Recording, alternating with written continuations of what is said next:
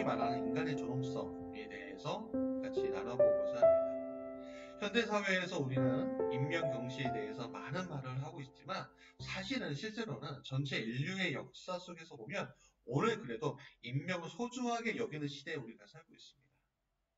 가끔 터지는 문제들에 대해서 우리는 놀라는 일들이 굉장히 많죠. 그러나 과거 세상보다는 훨씬 좋은 조건의 삶을 우리가 살고 있는 것은 우리가 부정할 수 없습니다. 왜 그렇죠? 사회가 발전하고 있기 때문에.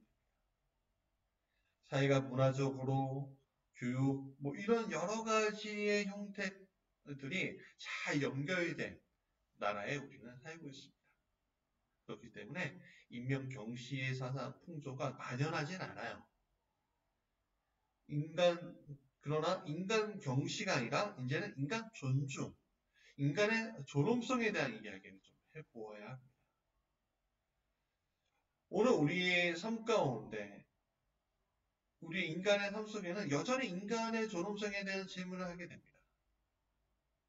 요 근래 정부에서 낙태는 14주차까지 인정하겠다라는 이야기. 정부가 입법 예고한 형법 개정안에는 낙태죄 조항이 그대로 남았습니다. 다만 낙태를 허용하는 요건이 새로 추가됐습니다. 임신 초기인 14주까지는 별다른 조건 없이 임신한 여성 스스로 낙태를 결정할 수 있습니다. 태아의 성별을 알아보거나 자아를 알 수 없는 시기라는 세계보건기구 등의 연구 결과를 참고해 기준을 정한 것으로 전해졌습니다. 임신 24주 이내에는 성범죄로 인한 임신 등 기존에 허용되던 사례 외에 사회적, 경제적 사유를 고려한 낙태도 처벌하지 않기로 했습니다. 이 경우 법으로 정한 상담 절차를 거친 뒤 24시간 숙려기간이 지나 14주면 몇 개월이죠? 3개월이 12주잖아요. 그러니까 3개월 보름 정도까지는 아이가 생겨도 아이로 인정하지 않겠다 그런 얘기를 하는 거예요. 이거에 대해서 또 논란이 있습니다. 사실 오늘 낙태 이야기뿐만 아니라 예를 들어 안락사, 자살, 사형제 등의 문제들, 또 전쟁에 의해서 사람을 죽이는 그런 문제들을 우리가 보면 오늘 우리에게 인간의 존엄성에 대한 질문을 하게 됩니다. 이런 질문을 위해 우리는 세상의 이야기들이 자꾸 변해가는 것을 보고 있습니다. 사회 기준점이 어디에 두느냐에 따라 이 문제가 더 엄격하게 기준을 삼느냐 마느냐에 대해서 공론화가 되어가고 있죠. 그만큼 인간의 존엄성에 대한 문제는 예전부터 우리에게 많은 질문을 하게 해줍니다. 이러한 인간의 존엄성에 대해 말해주고 있는 것이 바로 6계명 살인하지 말라입니다. 오늘 우리는 6계명을 통해서 성경이 말하는 인간의 존엄성에 대해서 같이 나누어 보고자 합니다. 전통적으로 성경을 통해 우리는 인간 생명에 대해서 4가지를 말하고 있습니다. 첫 번째는 생명은 내 것이 아니다. 하나님의 소유다. 라는 겁니다. 따라서 내 생명이라고 해서 내 마음대로 할 권한이 없다고 성경은 얘기하지요. 두 번째는 생명은 하나님의 형상대로 지음받아서 고귀한 것이다. 라는 겁니다. 그렇기 때문에 우리는 각자의 생명을 보호할 책임이 있다. 라고 얘기합니다. 세 번째는 사람에게는 존재하는 목적이 있다라는 거죠. 그렇기 때문에 생명을 경한시하는 사고는 하나님의 뜻을 버리는 행동이다라고 우리는 이야기합니다. 마지막으로 네 번째는 성도의 생명은 예수님의 피로 값을 주고 산 것이다. 그렇기 때문에 성도는 자신의 몸이 주님의 것이라고 생각해야 한다라고 우리는 이야기합니다. 이러한 사전 지식을 바탕으로 우리는 이야기의 처음, 즉 인간의 어떤 존재냐에서 시작을 해야 합니다. 성경에서 인간이라는 단어가 처음 나오는 곳은 창세기 1장 27절. 하나님이 자기 형상 곧 하나님의 형상대로 사람을 창조하시되 남자와 여자를 창조하시고에서 나옵니다. 여기서 인간은 아담이라는 단어로 표현하는데 우리가 흔히 아담을 남자로 칭하는 단어로 생각하고 있는데 사실은 중의적인 표현으로 인간이라고 할 수 있는 겁니다. 이 본문에서 하나님이 자기 형상으로 인간을 만드셨다고 말하고 있습니다. 하나님은 존귀한 존재이기 때문이고 존재이시고 거룩한 존재이시기에 그 존귀와 거룩의 형상을 닮았다는 것으로 인해 인간은 그 존재 자체만으로도 존귀하고 거룩한 형상인 것입니다. 이것은 우리는 존엄성, 즉 감히 범할 수 없는 높고 엄숙한 성질이라고 말할 수 있는 것이죠. 이 높은 존엄성을 파괴하는 것 자체는 결국 하나님의 거룩한 형상을 파괴하는 것이라고 볼 수 있기 때문에 생명을 해하는 것은 그게 내 생명이든 타인의 생명이든 하나님의 거룩한 형상을 파괴하는 것이다. 하나님의 창조물은 오직 창조자만이 보낸 것을 거두어낼 수 있는데 그것을 파괴하는 것은 죄다 라고 우리가 여길 수 있는 거죠. 기독교의 세계관은 직진의 세계관을 추구하는데 오직 하나님이 창조하신 것을 하나님만이 거둘 수 있다라고 우리는 생각합니다. 이것은 불교나 힌두교의 세계관하고는 굉장히 다르죠. 불교나 힌두교는 윤회의 세상을 말합니다. 윤회는 돌고 돈다는 것입니다. 전생에 나는 공주였어. 왕이었어. 아프리카의 사자였어. 코끼리였어. 이렇게 이야기하는 것들 많이 들어보셨죠. 그러나 이런 환생과는 다음 생에 위해서 오늘의 생을 잘 살 것을 말하기도 하지만 오늘의 삶이 잘못되었다고 생각했을 때에는 다음 생을 위해서 생명을 취하는 것에 대한 정당성을 확보하고 있습니다. 그에 비해 성경은 사람이 이 세상에서 살 수 있는 기회는 단 한 번밖에 없다고 말합니다. 그렇기 때문에 오늘 내가 살고 있는 삶에 대해서 최선을 다해라 라고 권고하고 있는 것이죠. 모세의 십계명을 가장 잘 설명한 내용은 마태복음 5장 21절부터 22절의 내용입니다. 21절에 옛 사람에게 말한 바 살인하지 말라. 누구든지 살인하면 심판을 받게 되리라 하였다는 것을 너희가 들었으나 나는 너희에게 이르노니 형제에게 노하는 자마다 심판을 받게 되고 형제에 대하여 라가라고 하는 자는 공회에 잡혀가게 되고 미련한 놈이라 하는 자는 지옥불에 들어가게 되리라. 예수님은 살인의 정의를 직접적인 원인이 마음에 있다라고 말씀하셨습니다. 예수님은 마음의 문제가 해결되지 않으면 결국 사람을 해치는 결과를 가져올 수밖에 없다라고 말씀하고 있는 것이죠. 분노, 붕괴하여 몹시 성을 내는 것. 분노에는 두 가지가 있습니다. 하나는 죄에 대한 분노입니다. 이것을 의로운 분노라고 정의할 수 있죠. 예수님도 죄에 대한 의분을 가지고 계셨습니다. 이러한 진노는 임박한 심판을 강력히 경고함으로써 회개하여 구원에 이르게 하는 것입니다.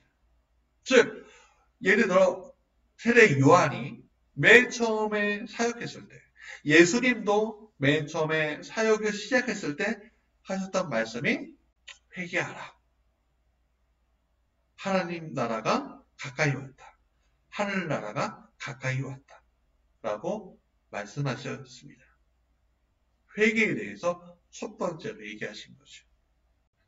여러분, 이러한 진노는 임박한 심판을 강력하게 경고함으로 인해서 회개하여 구원에 이르게 하려는 하나님의 뜻을 대언하는 것입니다.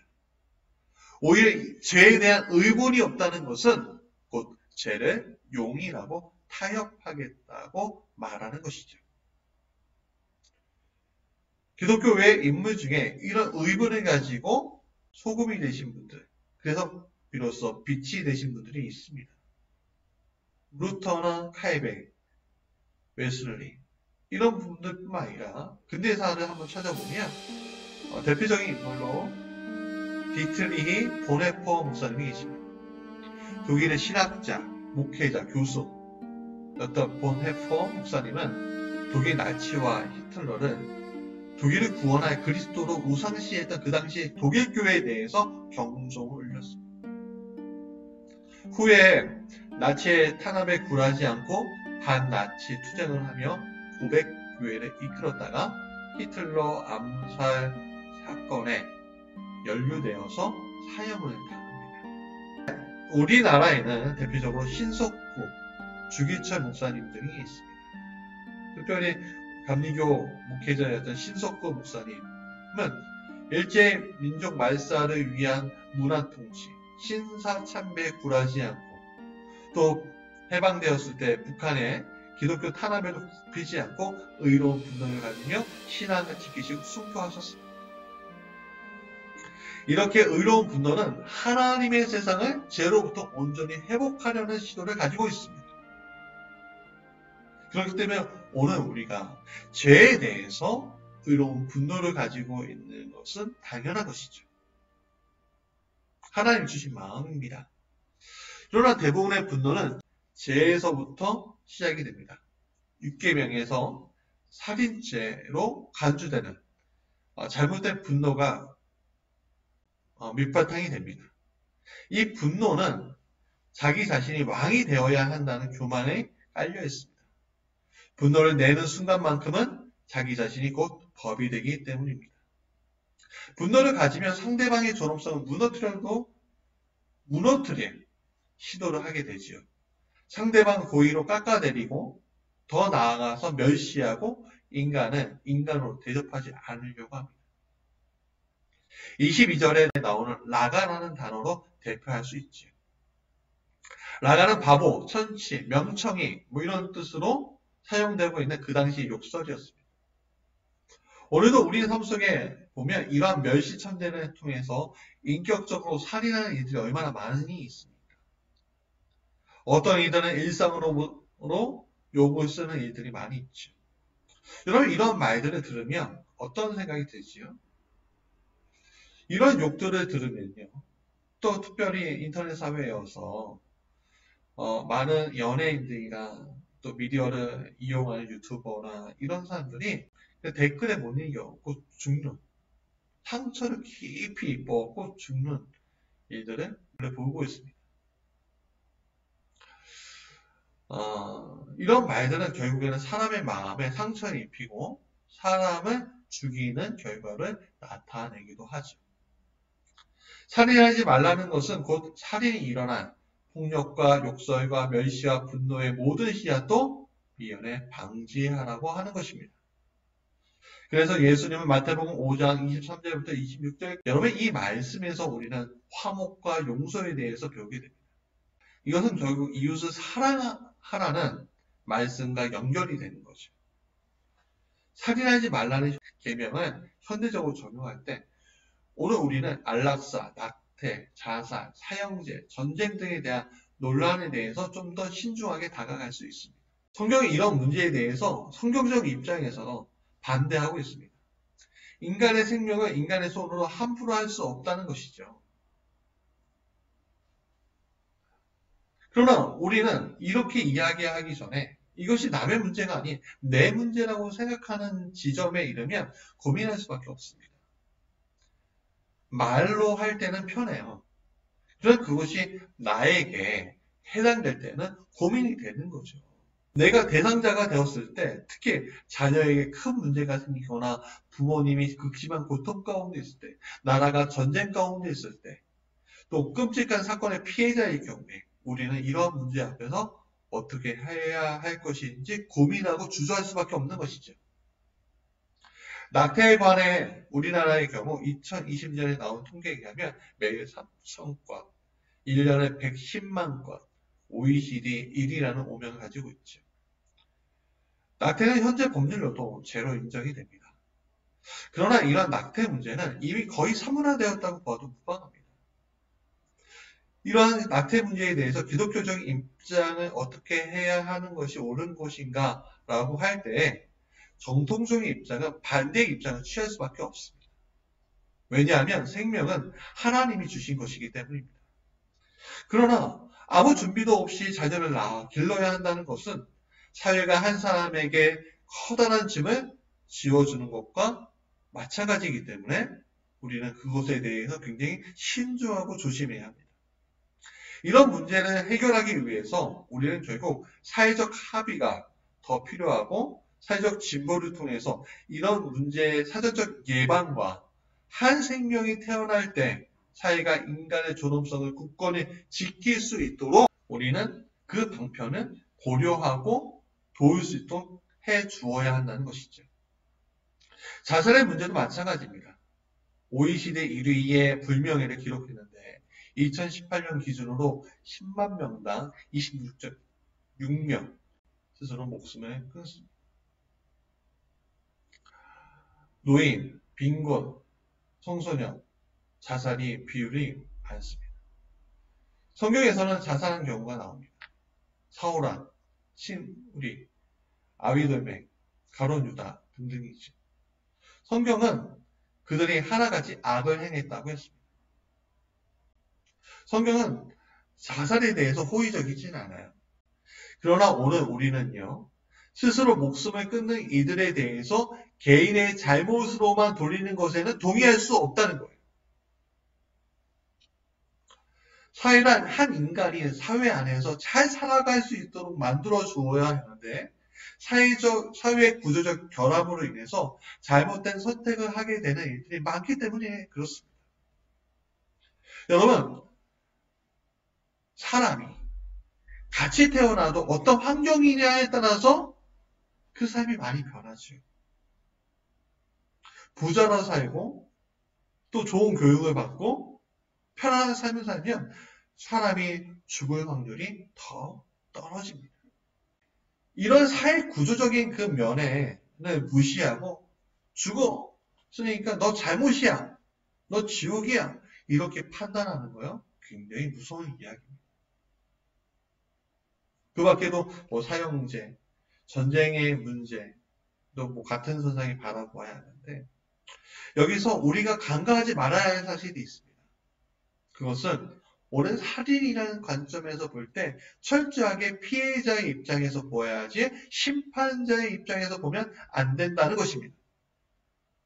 낙태, 자살, 안락사, 사형제, 전투에 의한 죽음 등 우리는 자신이 대상자가 아니라는 이유로 자신을 심판자의 자리에 쉽게 서서 판결을 내리는 경향들이 있다는 겁니다. 특히 우리 같은 기독교인들이 그런 경향을 아주 잘 보여주고 있어요. 마치 내가 누구있냐? 하나님이냐? 하나님이냐 하는 경우들이 있다는 거예요. 누구의 자리에 차지하고 있는 겁니까? 하나님의 자리를 우리가 차지하고 있는 거죠.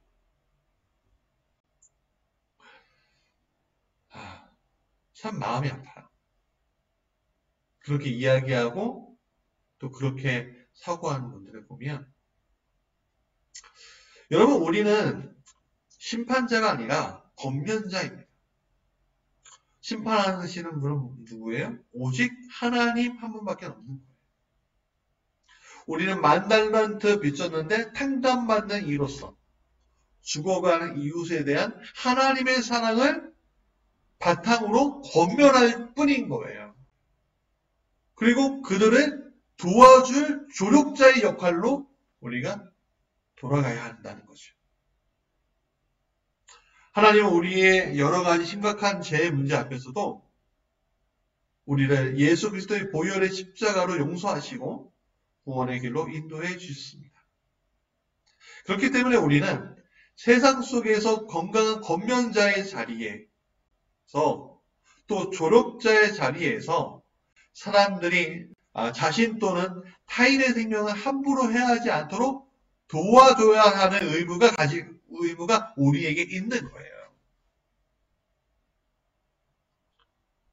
그렇기 때문에 그리스도인들은 사회가 올바른 방향으로 갈 수 있는 권면자, 조력자로서의 역할을 하면서 오늘 실제로 벌어지고 있는 이들에 대해서 외면하지 말고 어떻게 하면 더 좋은 방향으로 이 문제를 해결해 나갈 수 있을까 고민해야 한다는 것이죠. 사람이 사람을 죽이는 문제는 갈등 때문에 일어나는 경우도 굉장히 많이 있습니다. 대부분의 이유가 갈등이에요. 그 갈등의 문제는 어떻게 하면 해결할 것인가? 어떻게 하면 그 갈등의 문제는 이겨내고 극복할 것인가? 용서할 것인가? 그 문제를 우리가 이야기해주고 제시해 줄 수 있어야 한다는 것이죠. 고통의 문제는 쉽게 해결될 수 있는 문제가 아닙니다. 그래서 의무와 고통의 목을 남몰라라 하고 도덕과 윤리, 성경적 가치로만 잣대를 둔다면 그것은 고통당하는 이웃에 대한 사랑 아니며 오히려 그 상대를 노하게 하며 때로는 상대를 멸시하게 하며 라가라는 식의 입 밖으로는 내지 않지만 마음으로 이미 진행하고 있는 것이라는 거죠. 마태복음 16장 26절에 사람이 만일 5,000원을 얻고도 제 목숨을 잃으면 무엇이 유익하리요? 즉 천하보다 귀한 생명이라는 겁니다. 이러한 귀한 생명을 어떻게 하면 더 존엄하게 할 것인지에 관하여 교회는 사회의 논리적 근거를 제시해 주어야 하며 사회가 그것을 납득할 수 있도록 진보시켜야 한다는 거죠. 아무것도 말만 안 된다고 얘기하는 것이 아니라 그 안 된다고 이야기하는 것을 넘어서 그 일들이 일어나지 않도록 해결해주고 또 그 갈등의 중심 우리가 서는 것이 아니라 갈등이 일어난 그 자리에서 오히려 우리가 소금의 자리에 서서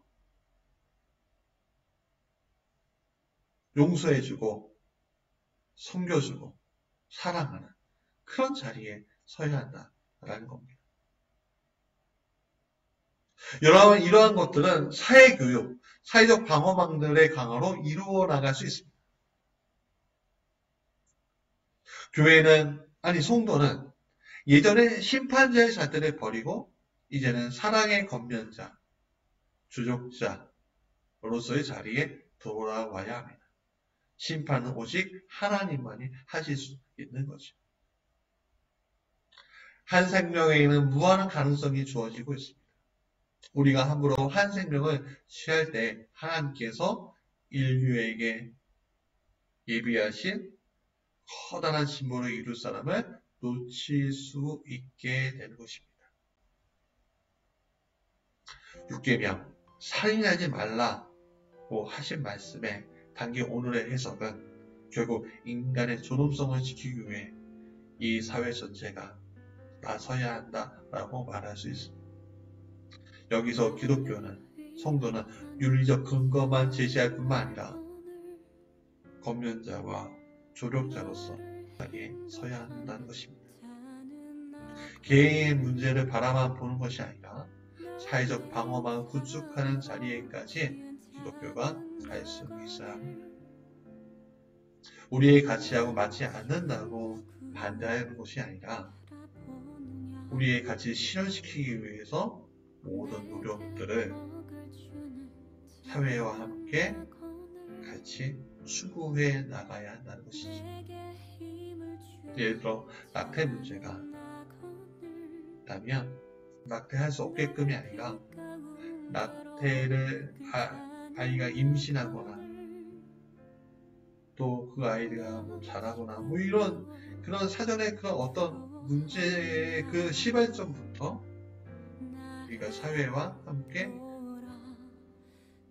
같이 해결해 나가야 한다는 것이죠.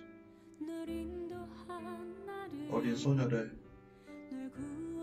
수술대 위에 올려놓는 것이 아니라 그 자리에 올라가지 않도록 만들어주고 질책감에 휩싸이지 않도록 해주어야 합니다.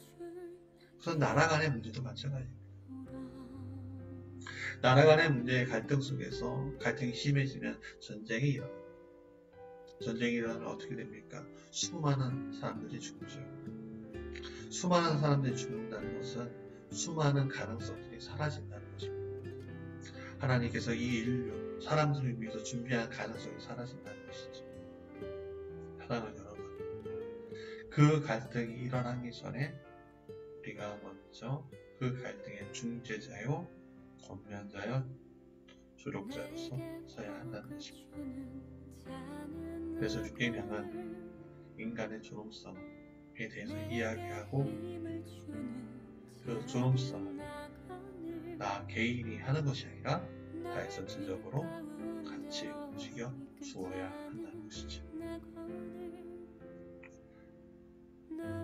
너가 아니라 같이 이 문제에 대해서 해결해 나가야 오늘 하나님께서 이 천하보다 귀한 영혼을, 생명을 통해서 귀한 일들을 하게 하실 것이라고 믿습니다.